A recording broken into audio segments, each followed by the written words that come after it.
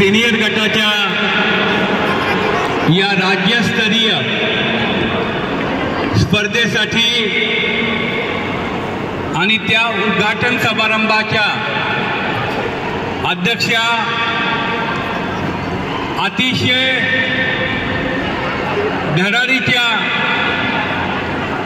खेळाडूपासून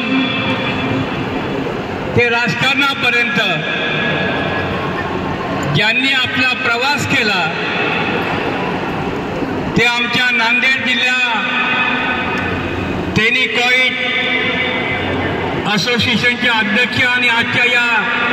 उद्घाटन समारंभाचे अध्यक्षा सौभाग्यवती राजश्रीताई हेमंत पाटील आज आपल्या व्यासपीठावर ज्यांनी आपल्या या खेळाला मदत केलेली आहे ते नांदेडचे आमदार बालाजीराव कल्याणकर, आमचे दुसरे आमदार माननीय आनंदरावजी पाटील तिडके साहेब, आमचे अखिल भारतीय टेनिकॉइट संघटनेचे secretary general advocate Dinesh Kumar, आमचे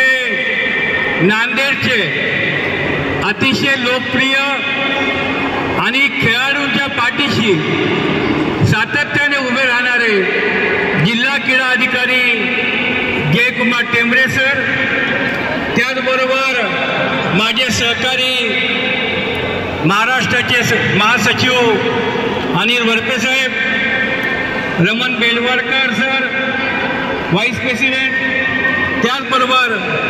सेनवडकर सर आणि महाराष्ट्राच्या प्रत्येक जिल्ह्यातून आलेले माझे खेळाडू मित्रमैत्रिणींनो,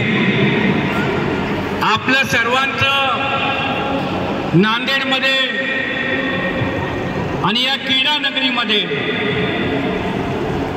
स्वागत करतो आणि मला एक अतिशय आनंद झाला की राजश्रीताईंना मी मनापासून धन्यवाद देतो की हे सर्व बघितल्यानंतर ही राज्यस्तरीय आहे का नॅशनलची स्पर्धा आहे अशा प्रकारचा एक संदर्भ माझ्या मनामध्ये आला. पण ताई, महाराष्ट्रामध्ये अनेक राज्यस्तरीय स्पर्धा होतात, परंतु मी नांदेडला मुद्दामून आलो ते तुमचं जे कुशल संघटन आहे,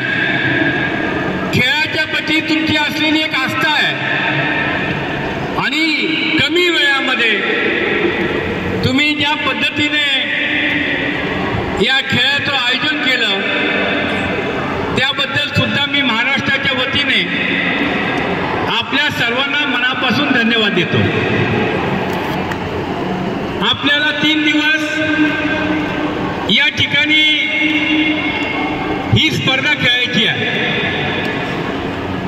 मला अभिमान महाराष्ट्राचा यासाठी आहे की माझे महाराष्ट्रातील खेळाडू हे नॅशनल लेवलला, ऑलिम्पिक लेवलला,